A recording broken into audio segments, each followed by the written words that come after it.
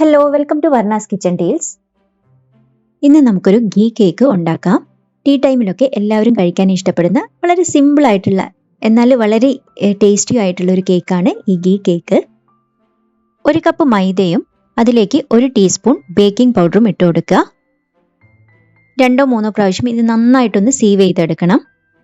രണ്ടും കൂടി പ്രോപ്പറായിട്ട് മിക്സായി കിട്ടാൻ വേണ്ടിയിട്ടാണ്. അല്ലെങ്കിൽ ഒരു പ്രാവശ്യം സീവ് ചെയ്തെടുത്തിട്ട് വിസ്ക് വെച്ച് നന്നായിട്ടൊന്ന് മിക്സ് ചെയ്ത് യോജിപ്പിച്ചെടുക്കുക. ഇനി നമുക്ക് കേക്ക് ടിൻ ഒന്ന് റെഡിയാക്കി വെക്കണം. 6 ഇഞ്ചിൻ്റെ സ്ക്വയർ ടിന്നാണ് ഞാൻ എടുത്തിരിക്കുന്നത്. ഇതൊന്ന് നന്നായിട്ട് ഗ്രീസ് ചെയ്തിട്ട് ബട്ടർ പേപ്പർ വെച്ച് കൊടുക്കുക. സൈഡ്സിലും വെച്ച് കൊടുക്കണം. 6 ഇഞ്ചിൻ്റെ ഒരു റൗണ്ട് ടിൻ ആയാലും കുഴപ്പമൊന്നുമില്ല. ഇനി ഒരു ബൗളിലേക്ക് 1/2 കപ്പ് റൂം ടെമ്പറേച്ചറിലുള്ള നെയ്യ് ഒഴിച്ചു കൊടുക്കുക. ഇതിൽ നമ്മൾ ഒട്ടും ഓയിൽ യൂസ് ചെയ്യുന്നില്ല. നെയ്യൊക്കെ മെഷറിംഗ് കപ്പിൽ നിന്ന് നന്നായിട്ടൊന്ന് വടിച്ചെടുക്കണം.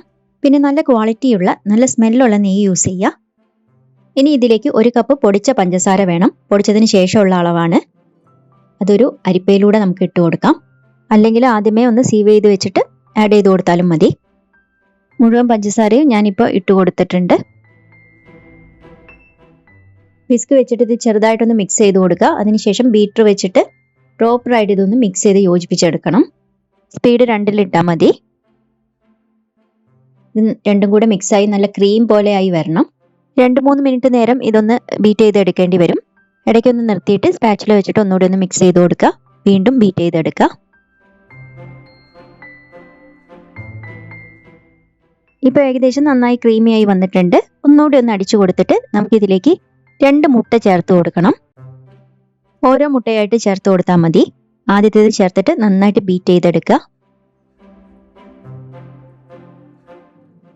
അത് പ്രോപ്പറായി മിക്സ് ആയിട്ടുണ്ടെങ്കിൽ രണ്ടാമത്തെ മുട്ട ചേർത്ത് കൊടുക്കുക. റൂം ടെമ്പറേച്ചറിലുള്ള മുട്ടയായിരിക്കണം.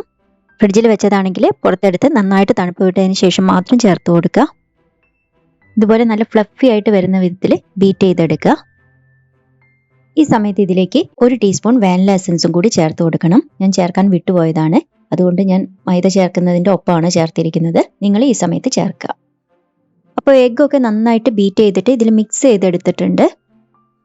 അപ്പോൾ നമ്മുടെ മൈദയും ബേക്കിംഗ് പൗഡറും കൂടിയുള്ള മിക്സാണ്. ഇത് കുറച്ച് കുറച്ചായിട്ട് ഇട്ട് കൊടുക്കുക. പതിയെ ഫോൾഡ് ചെയ്ത് മിക്സ് ചെയ്തെടുത്താൽ മതി. വല്ലാതെ കുത്തി ഇളക്കരുത്. ഈ സമയത്താണ് ഞാൻ വാനില എസൻസ് ചേർത്തത്. അത് ആദ്യം മറന്നുപോയത് കൊണ്ടാണ്. നിങ്ങൾ ആദ്യമേ ചേർക്കുക. ഫ്ലോർ ആഡ് ചെയ്തിട്ട് സ്പാച്ചില കൊണ്ടൊന്ന് മിക്സ് ചെയ്യുമ്പോൾ തന്നെ നമ്മുടെ ബാറ്റർ കുറച്ച് ടൈറ്റായി വരും. ഈ സമയത്ത് 1/4 കപ്പ് റൂം ടെമ്പറേച്ചറിലുള്ള പാല് ഞാൻ എടുത്തു വെച്ചിട്ടുണ്ട്. ഇത് കുറച്ച് കുറച്ചായി ഒഴിച്ചു കൊടുക്കുക. സ്പാച്ചില വെച്ച് തന്നെ മിക്സ് ചെയ്ത് കൊടുത്താൽ മതി. ബാക്കി മൈദയും കൂടെ ആഡ് ചെയ്ത് കൊടുക്കുക. എടുത്തു വെച്ച പാല് കുറച്ച് കുറച്ചായി ചേർത്തിട്ട് നമുക്കിതും മിക്സ് ചെയ്തെടുക്കാം. സ്പാച്ചില വെച്ച് പതിയെ ഫോൾഡ് ചെയ്ത് മിക്സ് ചെയ്തെടുക്കുക. ഇനി ഇത് ലോ സ്പീഡിൽ ഇട്ടിട്ട് 20 സെക്കൻഡ് നേരം ഒന്ന് ബീറ്റ് ചെയ്തെടുക്കുക. ഒരുപാട് സമയം ബീറ്റ് ചെയ്യാൻ നിൽക്കരുത്. അപ്പോൾ നമ്മുടെ ബാറ്റർ ഒരുപാട് ലൂസ് ആവും. ഒരുപാട് എയർ ബബിൾസ് കയറുകയും ചെയ്യും. പിന്നെ ബീറ്റ് ചെയ്യണമെന്ന് നിർബന്ധമില്ല. സ്പാച്ചില വെച്ച് മിക്സ് ചെയ്ത് കൊടുത്താലും മതി. പക്ഷെ കുറച്ചധികം സമയം എടുക്കുന്നു മാത്രം. ഈ ഒരു കൺസിസ്റ്റൻസിയിലുള്ള ബാറ്ററാണ് നമുക്ക് വേണ്ടത്. ഒരു സ്പാച്ചില വെച്ചിട്ട് സൈഡ്സൊക്കെ ഒന്ന് നന്നായി വടിച്ച് വൃത്തിയാക്കി കൊടുക്കുക. അതിനുശേഷം നേരത്തെ ഗ്രീസ് ചെയ്ത ടിന്നിലേക്ക് നമുക്കിത് ഒഴിച്ചു കൊടുക്കാം. എയർ ബബിൾസ് പോകാൻ വേണ്ടിയിട്ട് ഇതുപോലെ കുറച്ച് ടാപ്പ് ചെയ്ത് കൊടുക്കുക. കേക്ക് മിക്സ് ചെയ്യാൻ തുടങ്ങുമ്പോൾ തന്നെ ഓവൻ പ്രീഹീറ്റ് ചെയ്യാൻ വെക്കുക. 180 ഡിഗ്രി സെൽഷ്യസിൽ 10 മിനിറ്റ്സ് ആണ് പ്രീഹീറ്റ് ചെയ്യേണ്ടത്. അതേ ടെമ്പറേച്ചറിൽ തന്നെ 30 to 35 മിനിറ്റ്സ് ഇത് ബേക്ക് ചെയ്തെടുക്കുക. സ്റ്റൗ ടോപ്പിൽ ബേക്ക് ചെയ്യുന്നവർക്ക് അങ്ങനെയും ചെയ്തെടുക്കാം. അതിനുവേണ്ടി എടുക്കുന്ന പാത്രം 10 മിനിറ്റ് അടച്ചു വെച്ച് പ്രീഹീറ്റ് ചെയ്യുക.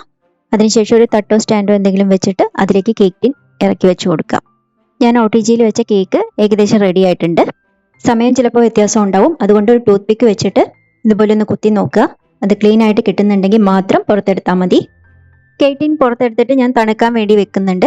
ഒരു 15 മിനിറ്റ് ഒക്കെ ആവുമ്പോഴേ തന്നെ നമുക്കിതൊന്ന് ഡിമോൾഡ് ചെയ്തെടുക്കാം. ഒരുപാട് സമയം ഇങ്ങനെ വെച്ചിരുന്നാൽ കേക്കിൻ്റെ സൈഡ്സൊക്കെ ഒന്ന് ഹാർഡായി പോവും. കത്തി വെച്ചിട്ട് ഇതുപോലെ സൈഡ്സൊക്കെ വിടുവിച്ച് കൊടുക്കുക. എന്നിട്ടൊരു പ്ലേറ്റിലേക്ക് ഇതുപോലെ കമഴ്ത്തി കൊടുത്താൽ മതി. ബട്ടർ പേപ്പറൊക്കെ ഒന്ന് മാറ്റി കൊടുക്കുക.